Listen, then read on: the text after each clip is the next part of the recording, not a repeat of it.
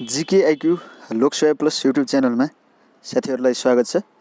मैले यस भिडियोमा हालसालै खोलेको राष्ट्रिय परिचय पत्र तथा पञ्जीकरण विभागको सूचना अनुसारको पद दर्ता अपरेटर पदको लागि चाहिने पाठ्यक्रम सम्बन्धी जानकारी लिएर आएको छु र धेरैजना साथीहरूले मलाई त्यो मैले हालेको भ्याकेन्सी सम्बन्धी सूचनामा कमेन्ट गर्नुभयो।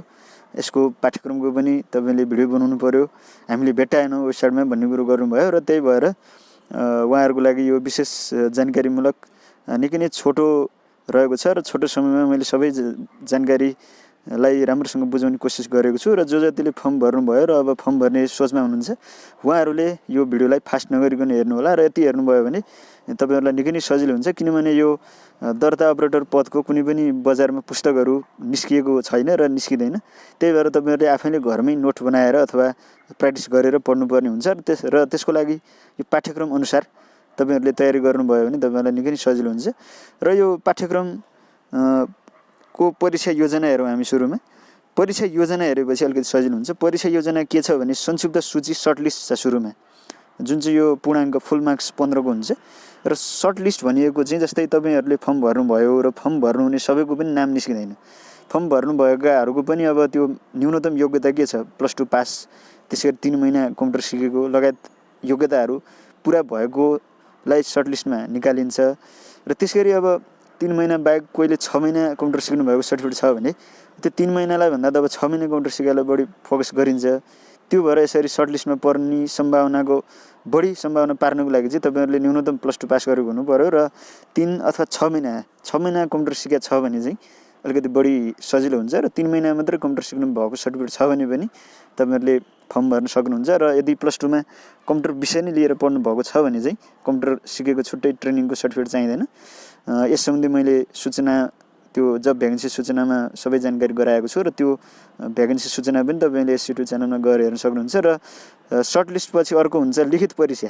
लिखित परीक्षा चाहिँ कम्प्युटर सम्बन्धी मात्रै सोधिन्छ, जम्मा 40 फुल मार्क्स हुन्छ, 40 अङ्कको हुन्छ र मल्टिपल चोइस भनेको चोइस हुन्छ, त्यहाँ 4वटा अप्सन हुन्छ र एउटा टिक लाउनु पर्ने हुन्छ र एउटा प्रश्नको 1 अङ्क हुन्छ। यो 40 मिनट हुन्छ तपाईँको समय। र त्यसपछि प्रयोगात्मक परीक्षा हुन्छ, प्रयोगात्मक प्र्याक्टिकल, जुन चाहिँ यो कम्प्युटर सम्बन्धी मात्रै हुन्छ। कम्प्युटर सम्बन्धी विभिन्न माइक्रोसफ्ट वर्ड एक्सेलका कुराहरू त्यहाँ सोधिन्छ र यो 45 मिनटमा सिध्याउनु पर्ने हुन्छ र अन्तिममा अन्तर्वार्ता हुन्छ। यो 10 पूर्णाङ्कको हुन्छ, मौखिक हुन्छ अन्तर्वार्ता। र त्यसरी यहाँ सुरुमा भनिएको छ यो न्यूनतम योग्यता भनिएको छ उमेर 18 देखि 35 र यो शैक्षिक योग्यता मैले तपाईँहरूलाई जानकारी गराइ नै सकेँ। र त्यसरी अब हामी यो विस्तृत रूपमा हेरौँ। यो सर्टलिस्ट संक्षिप्त सूची बारे मैले तपाईँलाई जानकारी गराइसकेँ र संक्षिप्त सूचीको अङ्क अन्तिम नतिजामा जोडिने छैन पनि भनिएको छ। यो राम्रो कुरा हो। र संक्षिप्त सूची प्रकाशन प्रकाशन गर्नु परेमा दरखास्त फारम भर्ने अन्तिम मितिबाट बढीमा 7 दिनभित्र संक्षिप्त सूची यो अन्तिम फर्म भर्ने मिति अन्तिम मितिबाट 7 दिनभित्रमा यो सर्टलिस्ट निकालिन्छ र सर्टलिस्ट ननिकालिन्छ फिक्स हुँदैन। मागेको सङ्ख्याभन्दा धेरै गुणा बढी फर्म भरियो भने चाहिँ सर्टलिस्ट निकालिन्छ, नत्र सर्टलिस्ट निकालिँदैन। र त्यसपछि सर्टलिस्ट पछि जो जतिको नाम आयो उहाँहरूलाई लिखित परीक्षा हुन्छ। लिखित परीक्षा हुन्छ र लिखित परीक्षाको माध्यम भाषा अङ्ग्रेजी हुनेछ भनिएको छ। अङ्ग्रेजी भन्नाले तपाईँहरूलाई अप्सन आउँछ, अप्सनमा कम्प्युटर सम्बन्धी मात्रै कुराहरू आउँछ, अन्य यो भूगोलका इतिहासका यस्तो सामान्य ज्ञानको कुरा आउँदैन। लिखित परीक्षामा तपाईँहरूलाई कम्प्युटर सम्बन्धी मात्रै कुराहरू सोधिनेछ र यो अङ्ग्रेजीमै इङ्ग्लिसमै सोधिनेछ। गलत उत्तर बापतको अङ्क घटाइने छैन। तपाईँले त्यो मिस्टेक लेख्नुभयो भने पनि तपाईँहरूको मार्क्स घटाइने छैन। र लिखित परीक्षाका प्रश्न सङ्ख्या निम्नानुसार हुनेछ भनिएको छ। र यो सुरुमा छ unit 1 course unit 1 computer fundamental and basic भनिएको छ। यसबाट 6वटा। यसरी तपाईँहरूले यो भिडियोलाई पज गरेर पनि यो कुन युनिटबाट कतिवटा प्रश्न र मार्क्स कति आउने रहेछ भनेर हेर्न सक्नुहुन्छ। र हामी अब यो युनिट 1 कम्प्युटर फन्डामेन्टल एन्ड बेसिकबाट पनि कुन टपिकबाट आउँछ त भनेर त्यस सम्बन्धी पनि हामी हेरौँ। मैले तपाईँहरूलाई त्यस सम्बन्धी जानकारी गराउन गइरहेको छु, जुन चाहिँ लिखित परीक्षामा तपाईँहरूलाई आउँछ। र यहाँ छ ल सुरुको हाम्रो युनिट थियो कम्प्युटर फन्डामेन्टल्स भन्ने। कम्प्युटर फन्डामेन्टल्सबाट हो तपाईँहरूले अब जो जतिले फर्म भर्नुहुन्छ र फर्म भर्ने सोचमा हुनुहुन्छ उहाँहरूले यही अनुसारको यो लिखितको लागि यही अनुसारको यो सिलेबस अनुसारको कम्प्युटरको बुकहरूमा खोजेर आफूसँग छैन भने पनि छरछिमेकी अथवा कोहीसँग मागेर यो कुराहरूलाई चाहिँ तपाईँहरूले नोट बनाउनु होला। कम्प्युटर फन्डामेन्टल भन्ने युनिट 1 बाट चाहिँ तपाईँहरूलाई यो कम्प्युटरको डेफिनेसन, कम्प्युटर भनेको के हो त, वाट इज कम्प्युटर, त्यसरी यसको क्यारेक्टरिस्टिक्स, विशेषता, यसको टाइप्सहरू, किसिमहरू र कम्प्युटरको एप्लिकेसन सम्बन्धी। त्यसरी अर्को छ overview of a computer system भनेर विभिन्न दिएको छ। डाटा प्रोसेसिङ, हार्डवेयरका कुराहरू छ। हार्डवेयरभित्र पनि धेरै थरी कुराहरू छ, जुन चाहिँ हार्डवेयर भनेको तपाईँ हामीले आँखाले देख्न सक्ने कम्प्युटरका कुराहरू हार्डवेयर भनिन्छ। त्यसरी cache memory, concept of computer related थ्रेड्सहरू, यो भाइरसका कुराहरू पनि छ। तपाईँहरूले यो भिडियोलाई पज गरेर हेर्नु होला। मैले सबै पढिनँ, सबै पढ्न थालियो भने फेरि निकै नै लामो हुन्छ। र अर्को युनिट छ basic concept of software. Hardware पछि अब सफ्टवेयरका कुराहरू छ। त्यसरी कम्प्युटर नेटवर्किङका कुराहरू, हार्डवेयर मेन्टेनेन्स एन्ड ट्रबल सुटिङका कुराहरू छ। यो लिखित परीक्षामा आउने कुराहरू भयो तपाईँलाई। त्यसरी अर्को छ कम्प्युटर सिस्टम। कम्प्युटर सिस्टमको कुराहरू पनि हालेको छ। यसलाई पनि तपाईँहरूले पज गरेर चाहिँ कतै सार्नु होला अथवा लेख्नु होला। सारेपछि यही अनुसारको नोट बनाउनु होला। वर्ड प्रोसेसिङ छ अर्को युनिट। वर्ड प्रोसेसिङबाट धेरै टपिकहरू राखिएको छ, तपाईँले यहाँ देख्न सक्नुहुन्छ। धेरै टपिकहरू छ, तर नआत्तिनु होला। यस्तो धेरै टपिक भयो भने परीक्षामा निकै नै सजिलो प्रश्न सोधिन्छ। जम्मा 40 वटा प्रश्न आउँछ यो लिखितमा। एउटा प्रश्नको 1 अङ्क हुन्छ। अर्को छ इलेक्ट्रोनिक स्प्रेडसिट भने एक्सेल भनिन्छ। एक्सेलबाट पनि धेरै कुराहरू यहाँ राखिएको छ। अर्को छ डाटाबेस सिस्टम। डाटाबेस सिस्टम रहेको छ। त्यसपछि प्रेजेन्टेसन सिस्टम रहेको छ। त्यसपछि वेब टेक्नोलोजी भन्ने अर्को युनिट रहेको छ। र यसरी लिखित परीक्षामा यतिबाट तपाईँहरूलाई सोधिनेछ। र अब हामी लिखित परीक्षापछि अर्को दोस्रो चरण भनेको प्र्याक्टिकल। त्यो कम्प्युटर सम्बन्धी प्र्याक्टिकलको परीक्षा लिइनेछ। त त्यो कम्प्युटर सम्बन्धी प्रयोगात्मक परीक्षामा चाहिँ केबाट सोधिन्छ त भन्दा तपाईँहरूको टाइपिङ स्किल टेस्ट गरिन्छ। टाइपिङ स्किल अर्को सुरुमा के गरिन्छ भन्दा नेपाली रोमनाइज्ड युनिकोड टाइपिङ र अङ्ग्रेजी टाइपिङ स्किल टेस्टको लागि 400 शब्दहरूका एउटा टेक्स्ट दिइनेछ र अनुसार अङ्क प्रदान गरिनेछ। तपाईँहरूलाई नेपाली र इङ्ग्लिस टाइपिङ गर्नुपर्ने हुन्छ र 400 शब्दको यो अङ्कहरू दिइनेछ। र अब तपाईँहरूले यहाँ दिएको छ कति अङ्क मिलाए बापत, शुद्ध शब्द लेखे बापत, कति मिनटभित्र कति शुद्ध शब्द लेखे बापत कति अङ्क दिइने भनेर यहाँ तपाईँहरूलाई यहाँ जानकारी गराएको छ। तपाईँहरूले यसलाई पनि पज गरेर हेर्न सक्नुहुन्छ। जति सक्दो अरूले भन्दा जति धेरै तपाईँहरूले यो 400 शब्दमध्ये जति धेरै शब्द मिलाउनु भयो र जति थोरै समयमा तपाईँहरूले मिलाउनु भयो त्यति नै तपाईँहरूको अन्तिममा नाम निस्किने सम्भावना बढी हुन्छ। र formula for calculation of correct words भनेको तपाईँहरूको यो फर्मुला त्यहाँ निकालेर कति मिनटभित्र कतिवटा मिलाइयो शब्दहरू भनेर पनि यो फर्मुला लाएर हेरिन्छ। र त्यसरी यो तपाईँहरूको इङ्ग्लिस नेपाली टाइपिङ पछि अर्को सोधिने भनेको तपाईँको यो वर्ड प्रोसेसिङको कुरा छ। एउटा प्रश्न आउँछ 7 अङ्कको।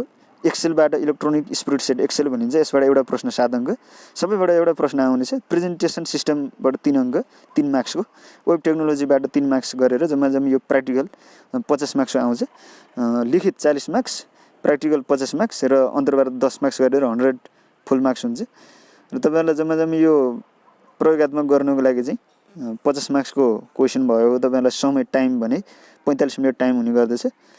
नेपालीको लागि रोमनाइज्ड युनिकोडबाट अनिवार्य टाइपिङ गर्नुपर्ने छ। तपाईँहरूले टाइपिङ चाहिँ अब अन्यकोबाट गर्न मिलेन, रोमनाइज्ड युनिकोडबाटै टाइपिङ गर्नुपर्ने हुन्छ।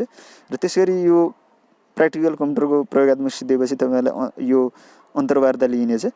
अन्तर्वार्तामा विषयसँग सम्बन्धित प्रश्नहरू सोधिनेछ भन्नाले अब यो कम्प्युटर सम्बन्धी, त्यसरी यो राष्ट्रिय परिचय पत्र तथा पञ्जीकरण विभागका सम्बन्धी कुराहरू र त्यस सम्बन्धी यो त्यसको परिचय पनि मैले यो भ्याकेन्सी सम्बन्धी सूचनाको भिडियोमा जानकारी गराएको छु। त्यहाँ तपाईँहरूले जतिले फर्म भर्नुहुन्छ र फर्म भर्दै हुनुहुन्छ उहाँहरूले त्यो सूचनाको भिडियोको बिचतिरदेखि हेर्नु होला। त्यहाँ मैले यो राष्ट्रिय परिचय पत्र तथा पञ्जीकरण विभागको परिचयहरू त्यो कसरी स्थापना भयो, त्यसका उद्देश्यहरू, त्यस्ता कुराहरू, भिजनहरू मैले त्यहाँ जानकारी गराएको छु। र अन्तिम नतिजा प्रकाशन। अब सबै यो सिद्धिएपछि सुरुमा तपाईँहरूको के हुने भयो भन्दा सर्टलिस्ट हुने भयो। सर्टलिस्ट फर्म भर्नु भएकोबाट सर्टलिस्ट हुन्छ, संक्षिप्त सूची।